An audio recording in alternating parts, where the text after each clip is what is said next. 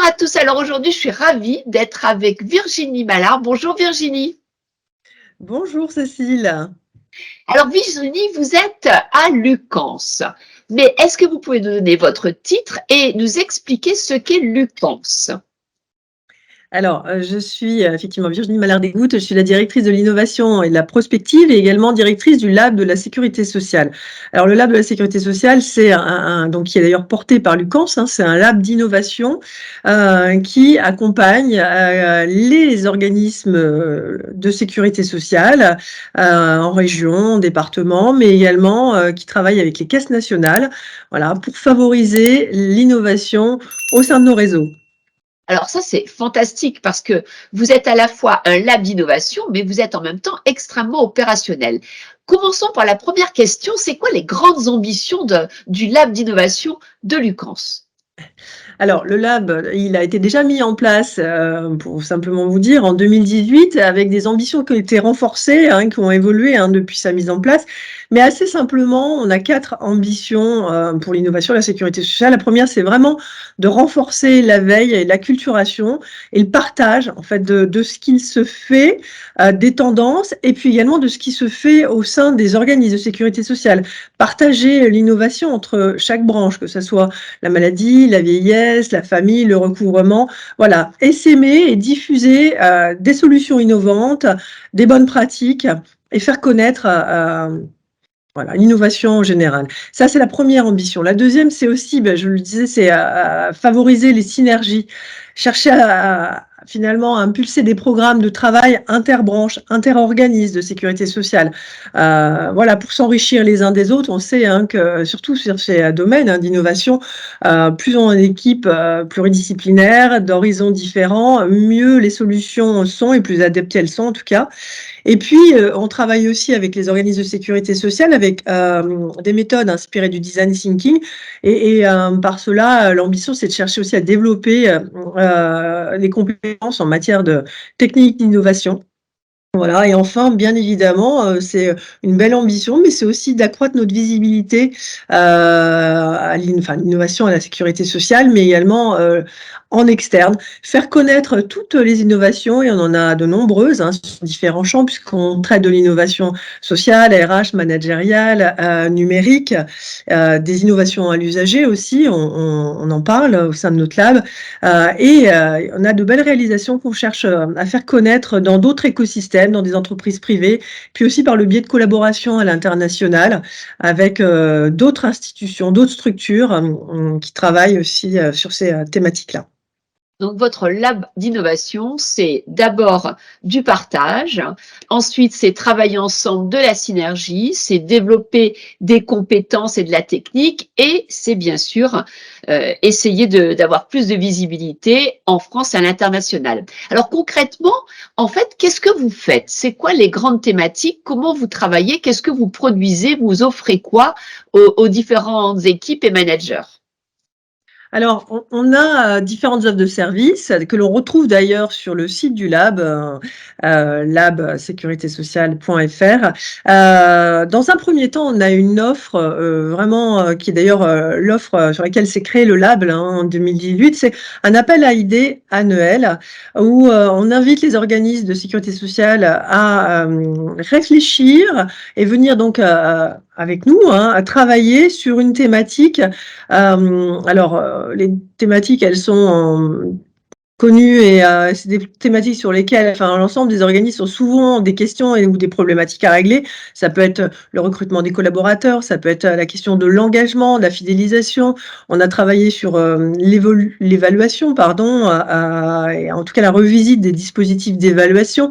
C'est assez varié, mais concrètement, on invite les organismes à réfléchir à des solutions innovantes qui vont répondre à une problématique qui est locale, mais qui est aussi une problématique, d'intérêt commun et sur lesquels, l'ensemble quasiment des organismes rencontrent des difficultés. Donc voilà, tous les ans, donc cette année en l'occurrence, hem On va travailler sur la thématique attirer, recruter, fidéliser.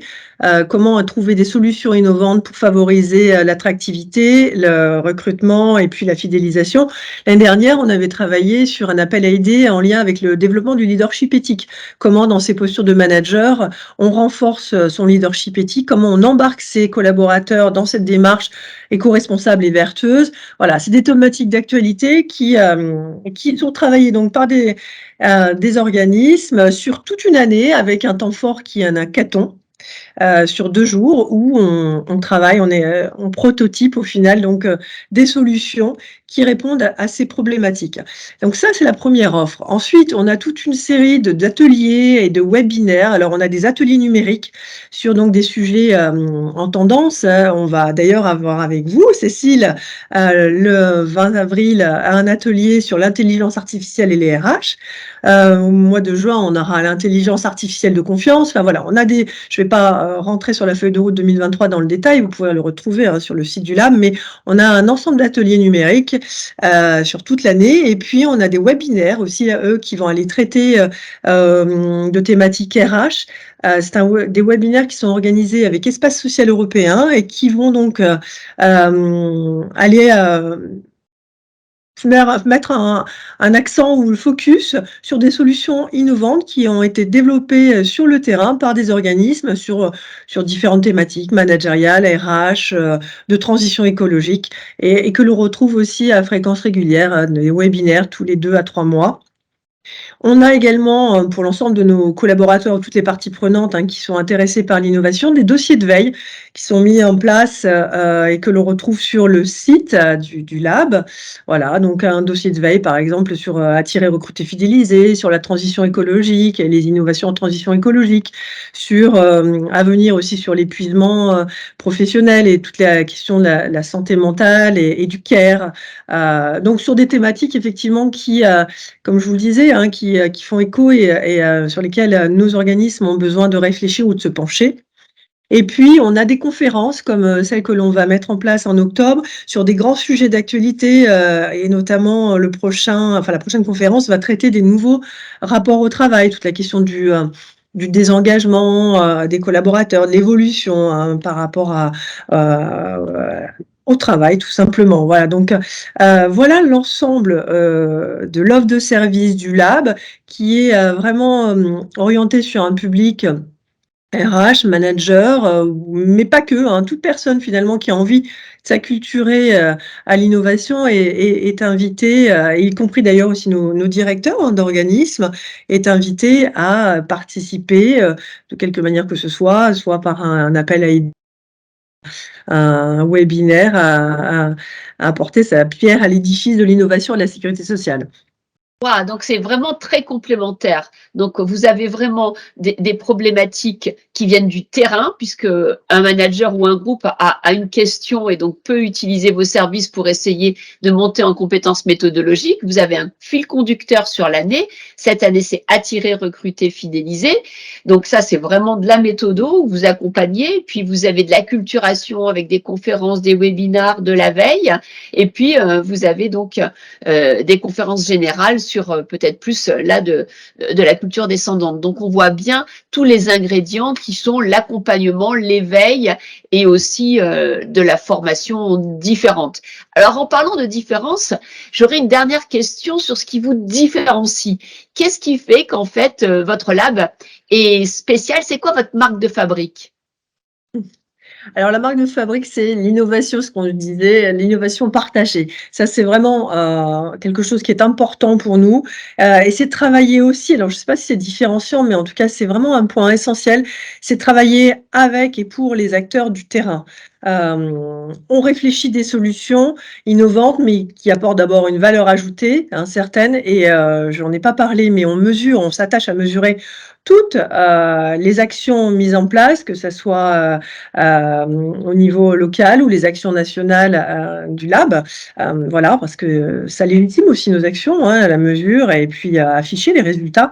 Et ce que je vous disais, c'est effectivement, on travaille avec des méthodes donc inspirées du design thinking avec les acteurs du terrain essentiellement. Voilà.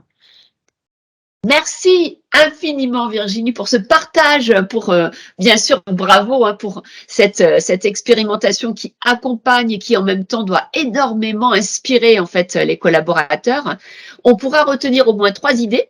La première idée, c'est qu'en fait un lab d'innovation, c'est un peu bien un endroit à côté de l'entreprise qui varie, qui est différent, qui a un autre rythme, qui a d'autres outils. Et c'est aussi un lieu où on va redonner de l'énergie aux différents collaborateurs et ils vont pouvoir dire et expliciter des problèmes qu'ils ne feraient peut-être pas dans leurs équipes. Donc c'est un lieu privilégié et on le voit bien dans votre très joli slide, c'est un lieu de ressources.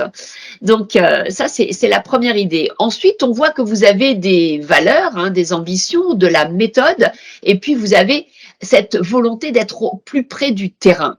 C'est-à-dire qu'en fait, vous êtes un peu l'organe où tous les problèmes, où toutes les envies peuvent prendre racine, éclore, grandir et ensuite être partagées avec d'autres. Donc c'est un lieu magique où tout est possible puisque tout est opérationnel. Et la troisième idée, je trouve que ce qui est très intéressant dans votre lab, c'est que vous avez le souci de la data, de la mesure pour pouvoir tirer profit et puis rendre compte aussi de l'investissement et voir comment on va pouvoir peut-être changer soit la méthode, soit le temps, soit la façon de faire grâce aux data. Et cette volonté de mesurer, c'est une volonté qui fait progresser. Bravo pour tout ce que vous inspirez, tout ce que vous avez entrepris et surtout, allez voir le site du Lab de la sécurité sociale. Il y a plein de ressources qui sont passionnantes, qui sont extrêmement innovantes et surtout gardez en tête qu'un organisme public comme le Lab de la sécurité sociale est un magnifique benchmark. Merci Virginie et bravo. Merci Cécile.